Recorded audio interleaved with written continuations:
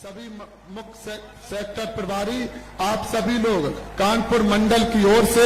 आप लोग माननीय बहन कुमारी मायावती जी को चुनाव पार्टी का चुनाव चिन्ह हाथी भेंट कर माननीय बहन कुमारी मायावती जी का सम्मान करने का कष्ट करें। आप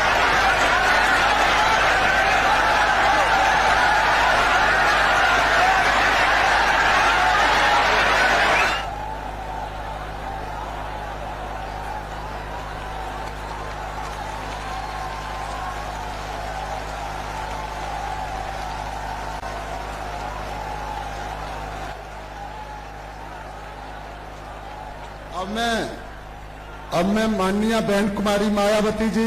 से विनम्र निवेदन करूंगा। माननीय बहन कुमारी मायावती जी विशाल जनसमूह को संबोधित करने की कृपा करें। माननीय बहन,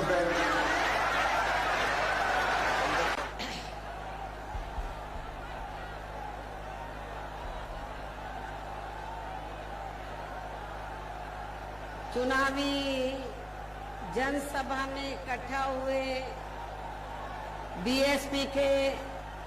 सभी छोटे बड़े पदाधिकारियों एवं कार्यकर्तागण,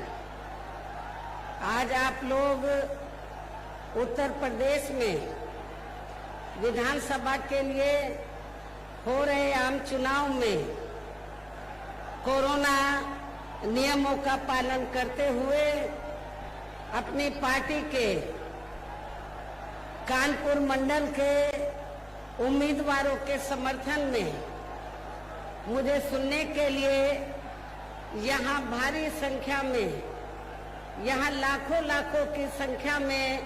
इकट्ठा हुए हैं, तो उसके लिए मैं आप सभी लोगों का हार्दिक दिल से आभार प्रकट करती हूँ। और अब मैं सबसे पहले अपनी पार्टी के संबंध में ये कहना चाहूंगी कि हमारी पार्टी ये चुनाव उत्तर प्रदेश की सभी विधानसभा की सीटों पर अकेले अपने बलबूते पर ही पूरी तैयारी व दमदारी के साथ लड़ रही है। इसके साथ ही यहाँ सन 2017 फिर से अपनी पार्टी की पूर्ण बहुमत की सरकार बनाने के लिए लड़ेंगे, ताकि आप लोग वर्तमान में भाजपा के चले हुए जातिवादी, संकीर्ण, अहंकारी व तानाशाही वाले शासन से मुक्ति मिल सके। इसके साथ ही हमारी पार्टी ने पूर्व की तरह इस चुनाव में भी बीएसपी से जुड़ने की तादाद को ध्यान में रखकर फिर उसी अनुपात में ही यहाँ सर्व समाज के लोगों को टिकट भी दिए हैं। और अभी चुनाव में आप लोगों को अपना वोट कांग्रेस, बीजेपी, सपा व अन्य विरोधी पार्टियों को न देकर केवल अपनी एकमात्र हितैषी पार्टी बीएसपी को ही देना क्यों जरूरी है, इसे आप लोगों को समझना होगा। हालांकि इस संदर्भ में आप लोगों को ये मालूम है कि आजादी के बाद शुरू में काफी लंबे समय तक केंद्र व उत्तर प्रदेश सहित देश के अधिकांश राज्यों में भी कांग्रेस पार्टी की ही अकेले यहाँ सरकारें रही हैं, किंतु इनकी गलत नीतियों एवं गलत कार्य प्रणाली की वजह से ही अब ये कांग्रेस पार्टी केंद्र व काफी राज्यों के साथ साथ यहाँ उत्तर प्रदेश की भी सत्ता से बाहर हो चुकी है। इसके साथ ही ये पार्टी कांग्रेस पार्टी जबरदस्त जातिवादी होने के कारण शुरू से ही हर मामले में खासकर यहाँ दलित, आदिवासी व अन्य पिछड़ा वर्ग विरोधी पार्टी भी रही है और अभी भी है, जिस कारण ही केंद्र में रही उस पार्टी की सरकार ने इन वर्गों के मुखिया व भारतीय संविधान के मूल निर्माता परम पूज्य भारत रत्न की उपाधि से भी सम्मानित नहीं किया था, जिसके लिए वो हर प्रकार से पात्र भी थे। इतना ही नहीं बल्कि इनकी मूवमेंट को आगे बढ़ाने के लिए अपनी पूरी जिंदगी समर्पित करने वाले मान्यवर श्री कांशीराम जी के देहांत होने पर भी केंद्र में उस समय इसी कांग्रेस पार्टी की रही सरकार ने उनके आदर सम्मान में एक दिन के लिए भी राष्ट्रीय शोक घोषित नहीं किया था, तथा न ही इस पार्टी की रही सरकार ने पिछड़े वर्ग की आरक्षण संबंधी मंडल कमीशन की रिपोर्ट को भी लागू किया था, जिसे फिर बीएसपी ने अपने कड़े संघर्ष व अथक प्रयासों से केंद्र में रही श्री बीपी सिंह की सरकार से ही लागू कराया था। साथ ही इसी सरकार में ही बाबा साहब डॉक्टर भीमराव अंबेडकर को भी भारत रत्न की उपाधि से सम्मानित किया गया था। लेकिन अब केंद्र व अधिकांश राज्यों की भी सत्ता से बाहर होने पर यही कांग्रेस पार्टी खासकर दलितों, आदिवासियों व अन्य पिछड़े वर्गों के वोटों की खातिर आए दिन किस्म किस्म की नाटकबाजी करती रहती है, जबकि इन वर्गों के वे अन्य और मामलों में भी इस पार्टी की सच्चाई तो ये है कि कांग्रेस पार्टी जब सत्ता में आसीन होती है और इनके अच्छे दिन होते हैं तो तब इस पार्टी को इन वर्गों का विकास व उत्थान आदि याद नहीं आता है, तथा न ही इनको महिलाओं की भी भागीदारी याद आती है और न ही इनको किसानों का कर्जा 10 दिन में माफ करने का याद आता है। इसके साथ ही न ही इनको अपने अन्य और वायदे भी पूरे करने के लिए याद आते हैं। इस मामले में यही हाल अब हमें यहाँ अन्य विरोधी पार्टियों का भी देखने के लिए मिल रहा है। इतना ही नहीं बल्कि इस पार्टी के बाद खासकर यहाँ सपा व बीजेपी आदि की बनी सरकार में भी यूपी की जनता अधिकांश मामलों में काफी ज्यादा दुखी रही है। सपा की सरकार में तो ज्यादातर यहाँ गुंडों, बदमाशों, माफियाओं, अराजक तत्वों व सरेआम लूट खसोट करने एवं दंगे फसाद आदि कराने वालों का ही राज रहा है, जिसकी खास वजह से ही इस सरकार में हमेशा यहाँ तनाव की स्थिति बनी रही है। प्रदेश में विकास के कार्य भी ज्यादातर यहाँ एक विशेष क्षेत्र व एक विशेष समुदाय के लोगों तक ही सीमित होकर रह गए हैं। खासकर दलितों व अति पिछड़े वर्गों तथा इनके संतों, गुरुओं व महापुरुषों आदि के साथ तो हर स्तर पर अधिकांश समय इनका सोतेला रवैया ही देखने के लिए मिला है, जिसके अनेकों उदाहरण हैं। उनमें से कुछ का उल्लेख करना यहाँ मैं आपकी जानकारी के लिए जरूरी समझती हूँ, जो इस प्रकार से हैं। श्री अखिलेश यादव की सपा सरकार में प्रदेश में SC/ST का सरकारी ठेकों में आरक्षण खत्म कर दिया गया था, जिसकी व्यवस्था पहली बार बीएसपी की सरकार में ही की गई थी। संसद में सपा ने SC व ST का पदोन्नति में आरक्षण का बिल फाड़ दिया तथा फिर उसे पास भी नहीं होने दिया। SC/ST के छात्रों का विदेश जाकर पढ़ाई करने की योजना खत्म कर दी। पंचशील नगर का नाम बदलकर हापुड़ कर दिया। संत रविदास नगर का भी नाम बदलकर इन्होंने भदोई कर दिया। भीम नगर का नाम बदलकर संबल कर दिया तथा ऐसे कई और जिलों के भी नाम सपा सरकार ने अपनी जातिवादी मानसिकता के तहत चलकर बदल दिए। छत्रपति शाहू जी महाराज मेडिकल कॉलेज का नाम बदलकर किंग जॉर्ज मेडिकल कॉलेज कर दिया। मान्यवर श्री कांशीराम जी कृषि विश्वविद्यालय बादा का नाम बदल दिया गया। मान्य कोर्ट के निर्णय के आड़ में अनुसूचित जाति व जनजाति के कर्मचारियों का गलत तरीके से डिमोशन कर दिया गया। अनुसूचित जाति व जनजाति के छात्रों का शून्य शुल्क पर प्रवेश समाप्त कर दिया। अनुसूचित जाति व जनजाति के छात्रों की शुल्क प्रतिपूर्ति पर 60% की बाध्यता लगाकर उनकी छात्रवृत्ति को रोकने का काम किया गया। मान्यवर श्री कांशीराम जी अरबी फारसी विश्वविद्यालय का नाम भी बदल दिया गया। लखनऊ के गोमती नगर में डॉक्टर भीमराव अंबेडकर पार्क जो बीएसपी की सरकार में बनाया गया था, उसका नाम बदलकर जनेश्वर मिश्र पार्क कर दिया गया। सरकारी भूमि आवंटन में SC/ST को मिलने वाली प्राथमिकता को खत्म कर दिया गया। SC/ST की भूमि खरीदने को लेकर नया संशोधन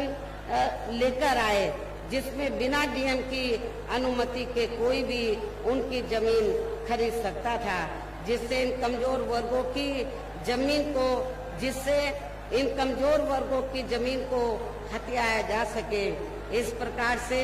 सपा व श्री अखिलेश यादव का दलितों एवं अन्य पिछड़े वर्गों तथा इनके संतों, गुरुओं व महापुरुषों आदि के प्रति इनका ऐसा है ये प्रेम, जिन्हें मद्देनजर रखते हुए अब इन वर्गों को इस चुनाव में ऐसी समाजवादी पार्टी को किसी भी कीमत पर सत्ता में नहीं आने देना है। इतना ही नहीं, बल्कि मैं तो इन मामलों को लेकर ये भी सोच रही थी कि सपा सरकार के हटने के बाद शायद बीजेपी की सरकार सपा के इन फैसलों को जरूर बदल देगी, लेकिन ऐसा नहीं किया गया, जिससे सपा द्वारा बीजेपी सरकार की भी दलितों एवं अन्य पिछड़े वर्गों तथा इनके संतों, गुरुओं व महापुरुषों आदि के प्रति इनकी भी जातिवादी मानसिकता साफ झलकती है। इसलिए इस चुनाव में सपा के साथ साथ बीजेपी को भी हमें समय से लाने से, सत्ता में आने से जरूर रोकना होगा। इसी प्रकार भारतीय जनता पार्टी सरकार की भी नीतियां व कार्यशैली अधिकांश यहाँ जातिवादी, पूंजीवादी एवं आरएसएस के संकीर्ण एजेंडे को ही लागू करने पर टिकी रही हैं, जिससे प्रभावित एवं शिकार हुए लोगों का इस सरकार में सही से विकास व उत्थान आदि नहीं हो सका है। साथ ही इनका हर स्तर पर काफी ज्यादा शोषण व उत्पीड़न आदि भी किया गया है। धर्म के नाम पर हमेशा इस तरह नफरत आदि का वातावरण ही बना रहा है। प्रदेश में अपराध भी काफी ज्यादा बढ़े हैं, खासकर दलित, अकलियत व महिलाएं आदि भी इस सरकार में कतई भी सुरक्षित नहीं रही हैं, लेकिन मीडिया में इनके सही आंकड़ों को अधिकांश दबा दिया जाता है। इसके प्रदेश में गरीबों, मजदूरों, बेरोजगारों व अन्य मिलियन लोगों के साथ साथ दलितों, आदिवासियों, अन्य पिछड़े वर्गों, मुस्लिम व अन्य धार्मिक अल्पसंख्यक समाज के लोगों के हित व कल्याण के लिए वर्षों से जो भी यहाँ सरकारी योजनाएं चल रही थी, तो उनका भी इन्हें वर्तमान भाजपा सरकार में सही से लाभ नहीं मिल पा रहा है। साथ ही दलितों व पिछड़ों को भी अब आरक्षण का पूरा लाभ नहीं मिल पा रहा है, क्योंकि इन्होंने बड़े बड़े सरकारी कार्य ज्यादातर प्राइवेट सेक्टर के जरिए ही कराए हैं, जिसमें इन वर्गों के लिए आरक्षण की कोई भी व्यवस्था नहीं है। सरकारी नौकरियों में भी इनका आरक्षण का कोटा पूरा नहीं किया गया है। मुस्लिम व अन्य धार्मिक अल्पसंख्यक समाज के लोगों के साथ तो बीजेपी की सरकार में अधिकांश यहाँ पक्षपात वाला रवैया ही अपनाया गया है। विशेषकर मुस्लिम समाज तो इस सरकार में सबसे ज्यादा दुखी रहा है। इतना ही नहीं, बल्कि इस बार बीजेपी की सरकार में अपर कास्ट समाज में से प्रबुद्ध वर्ग भी और प्रबुद्ध वर्ग में से खासकर ब्राह्मण समाज भी हर मामले में अपने आप को काफी ज्यादा उपेक्षित महसूस करता रहा है। इसके अलावा इनके गलत आर्थिक नीतियों के कारण यहाँ गरीबी, बेरोजगारी व महंगाई आदि भी काफी ज्यादा बढ़ी है। खासकर चुनाव घोषित होने से पहले तो डीजल, पेट्रोल व रसोई गैस आदि की आए दिन बड़ी कीमतों ने भी जनता की काफी ज्यादा मुश्किलें बढ़ाई हैं और ऐसा लगता है कि चुनाव खत्म होने के बाद पुनः इनकी कीमतें बढ़ा दी जाएंगी। इसके साथ साथ उत्तर प्रदेश सहित पूरे देश के किसान भी केंद्र सरकार की गलत नीतियों के कारण काफी ज्यादा दुखी व परेशान रहे हैं और अभी भी हैं। साथ ही प्रदेश में बेरोजगार लोगों को रोजगार नहीं मिलने के कारण ही ज्यादातर उनको इस सरकार में भी पलायन करना पड़ा है। इस प्रकार से इन सभी विरोधी पार्टियों की रही सरकारों में शुरू से ही यहाँ यूपी की जनता काफी ज्यादा दुखी व परेशान रही है। विशेषकर कोरोना महामारी के दौरान तो इन सभी की हालत और भी ज्यादा खराब हो गई है। ऐसे में इन सभी विरोधी पार्टियों की रही सरकारों से निजात पाने के लिए अब इस चुनाव में यह प्रदेश की जनता को अपनी एकमात्र हितैषी पार्टी बहुजन समाज पार्टी की ही सरकार बनाना बहुत जरूरी है, जिसने अपने चारों रहे शासनकाल के दौरान बिना पक्षपात व भेदभाव आदि के यहाँ कमजोर एवं उपेक्षित वर्गों के साथ साथ सर्व समाज में से गरीबों, मजदूरों, बेरोजगारों, किसानों, व्यापारियों, कर्मचारियों, वकीलों एवं अन्य मेहनतकश लोगों के साथ ही युवाओं, छात्रों, महिलाओं व बुजुर्गों आदि के भी विकास एवं उत्थान के लिए अनेकों ऐतिहासिक व महत्वपूर्ण कार्य किए हैं और इस बार भी सरकार बनने पर वो सभी कार्य फिर से शुरू किए जाएंगे। और खास तौर से मैं बेरोजगार नौजवानों को ये बताना चाहती हूँ कि जब 4 बार मेरे नेतृत्व में सरकार बनी तो आप लोगों को बड़े पैमाने पर रोटी रोजी के साधन मिले, लेकिन उसके बाद से आप लोगों की उपेक्षा की गई है। और जब बीएसपी की सरकार बन जाएगी तो बीएसपी की सरकार बनने पर इस बार बेरोजगार नौजवानों को रोटी रोजी के साधन जरूर दिए जाएंगे, ये भी मैं आप लोगों को विश्वास दिलाना चाहती हूँ। इसके अलावा बीएसपी की सरकार में दलित एवं अन्य पिछड़े वर्गों में जन्मे अपने महान संतों, गुरुओं व महापुरुषों आदि को भी विभिन्न रूपों में पूरा आदर सम्मान दिया गया है और आगे भी इनके सम्मान में कोई कमी नहीं आने दी जाएगी। प्रदेश में विशेषकर गरीबी व बेरोजगारी आदि को दूर करने के लिए इस बार भी जरूरी कदम उठाए जाएंगे। साथ ही किसानों को भी किसी भी मामले में निराश नहीं होने दिया जाएगा। इसके अलावा आपके कानपुर मंडल की जो भी यहाँ स्थानीय समस्याएं होंगी तो उन्हें भी दूर करने का पूरा प्रयास किया जाएगा। इसके साथ साथ केंद्र व यूपी सरकार के भी विवादित नियमों व कानूनों को यहाँ लागू नहीं किया जाएगा। इसके साथ ही बीएसपी की सरकार बनने पर यहाँ बीजेपी व सपा आदि के शासनकाल की तरह कानून व्यवस्था को किसी भी कीमत पर खराब व लचर नहीं होने दिया जाएगा। मेरी सरकार में उन्नाद की तरह हमारे दलित वर्ग की बहन बेटियों को तो 2-2 महीने उनकी हत्या करके गड्ढों में नहीं गाड़ने दिया जाएगा। जैसे उन्नाव में आप लोगों को ये घटना देखने के लिए मिली है तथा हर स्तर पर यहाँ कानून द्वारा कानून का राज ही कायम किया जाएगा। जाति व धर्म के आधार पर यहाँ लोगों का किसी भी प्रकार से शोषण व उत्पीड़न आदि नहीं होने दिया जाएगा, जैसा कि वर्तमान भाजपा सरकार में हो रहा है। खासकर कानून व्यवस्था को बेहतरीन बनाने के लिए विशेष अभियान के तहत व दलगत राजनीति से ऊपर उठकर यहाँ गुंडों, बदमाशों, माफियाओं व अन्य आपराधिक एवं अराजक तत्वों को भी जेल की सलाखों के अंदर भेजा जाएगा, जहां मेरी सरकार में इनकी जेल के बाहर नहीं बल्कि जेल के अंदर ही सही जगह होती है। इतना ही नहीं बल्कि वर्तमान भाजपा सरकार ने जाति, धर्म व राजनीतिक द्वेष की भावना के तहत जिन लोगों को खासकर धरना प्रदर्शन आदि के नाम पर जबरदस्ती गलत धाराओं में फंसा के उन पर अनेकों केस चलाए हुए हैं, तो उन मामलों की भी सही से जांच करा के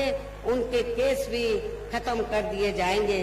अर्थात वर्तमान भाजपा सरकार में प्रदेश की जेलें जो अधिकांश ऐसे लोगों से भरी हैं, खाली केवल यहाँ आपराधिक तत्वों को ही जेल की सलाखों के अंदर रखा जाएगा। इसके अलावा प्रदेश में खासकर शिक्षा के क्षेत्र में अन्य और विभागों के भी कर्मचारी जो आए दिन अपनी मांगों को लेकर धरना प्रदर्शन एवं हड़ताल आदि करते रहते हैं, तो उन सभी मामलों को निपटाने के लिए एक आयोग का गठन किया जाएगा और उनकी सही मांगों को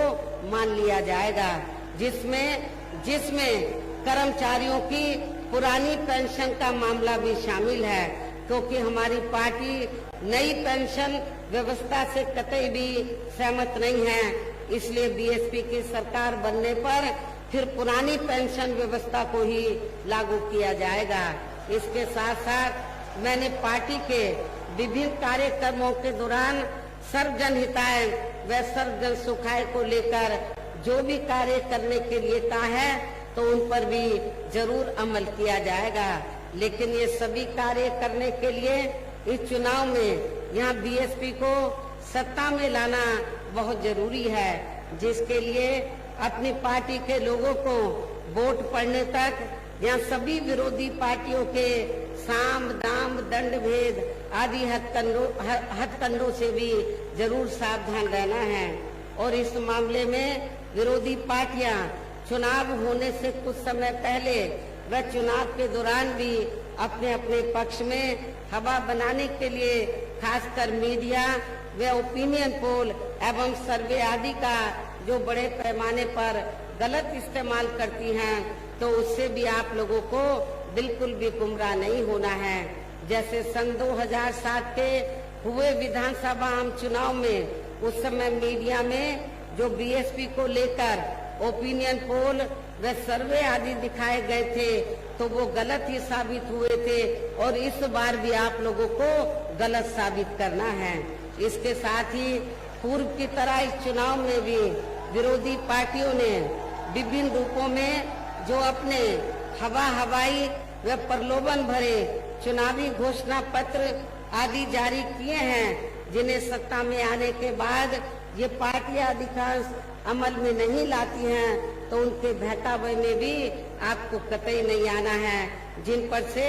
अब जनता का काफी हद तक विश्वास ही उतर गया है। इसलिए इस मामले में बीएसपी किसी भी चुनाव में विरोधी पार्टियों की तरह अपना कोई भी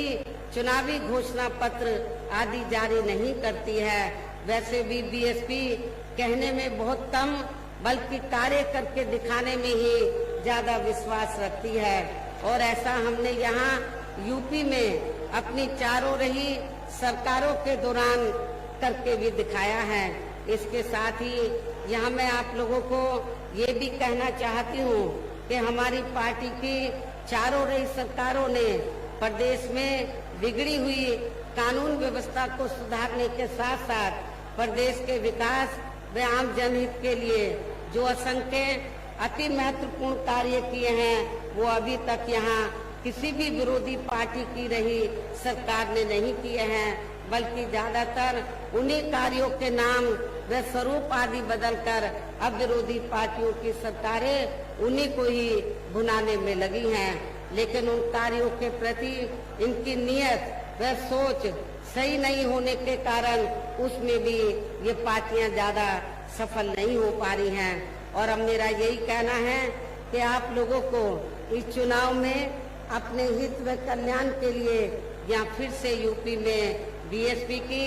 सर्वजन हिताय व सर्वजन सुखाय की नीतियों पर आधारित सरकार बनाना बहुत जरूरी है। और इसके लिए पार्टी के लोगों को वोट पड़ने वाले दिन सबसे पहले सुबह उठते ही व समय से अपने अपने पोलिंग बूथों पर अपना वोट डालने के लिए जरूर जाना है। और इस मामले में हमारी महिलाएं भी पीछे नहीं रहेंगी। इसके साथ ही आपका वोट अन्य कोई व्यक्ति ना डाल सके, इसका भी आप लोगों को खुद ही ध्यान रखना है। इसके साथ साथ अपनी पार्टी का कोई भी वोट पड़ने से ना रह जाए तो उसका भी पार्टी के हर पोलिंग बूथ की कमेटी को विशेष ध्यान रखना है। इन्हीं जरूरी बातों के साथ ही अब मेरी बीएसपी के लोगों से यही अपील है कि पार्टी ने यहाँ के कानपुर मंडल में जिन भी विधानसभा की सीटों पर अपने उम्मीदवारों को चुनाव के मैदान में उतारा है, जो यहाँ आपके बीच में मौजूद भी हैं, तो उन्हें आप लोगों को वोट वाले दिन अपनी पार्टी के हाथी चुनाव चिन्ह के सामने वाले बटन को दबाकर जरूर जिताना है। और फिर से आपको यहाँ सन 2007 की तरह ही बीएसपी की अपनी बहुमत की सरकार जरूर बनाना है। सभी प्रदेश में अमन चैन होने के साथ यहाँ सभी धर्मों वर्गों के लोगों का भी सही हो सकता है। साथ ही यहाँ अन्याय अपराध भ्रष्टाचार मुक्त एवं विकास युक्त वातावरण भी पैदा हो सकता है। और तभी फिर यहाँ परम पूज्य बाबा साहब डॉक्टर भीमराव अंबेडकर एवं मान्यवर श्री कांशीराम जी आदि का भी सपना सही साकार हो सकता है। इस उम्मीद के साथ ही अब मेरा यही कहना है कि आप लोगों को हर पोलिंग बूथ को जिताना है, बीएसपी को सत्ता में लाना है। वैसे आज आप लोगों के इस अपार जोश को देखकर ऐसा लग रहा है कि आप लोग इस बार जो यूपी में विधानसभा के आम चुनाव हो रहे हैं, अपनी पार्टी को जरूर सत्ता में लाएंगे और अपनी बहन जी को 5वीं बार यूपी का मुख्यमंत्री जरूर बनाएंगे। इस विश्वास के साथ ही अब मैं पुनः अपनी पार्टी के सभी उम्मीदवारों को जिताने की पुरजोर अपील करते हुए अपनी बात यहीं समाप्त करती हूँ। जय भीम, जय भारत।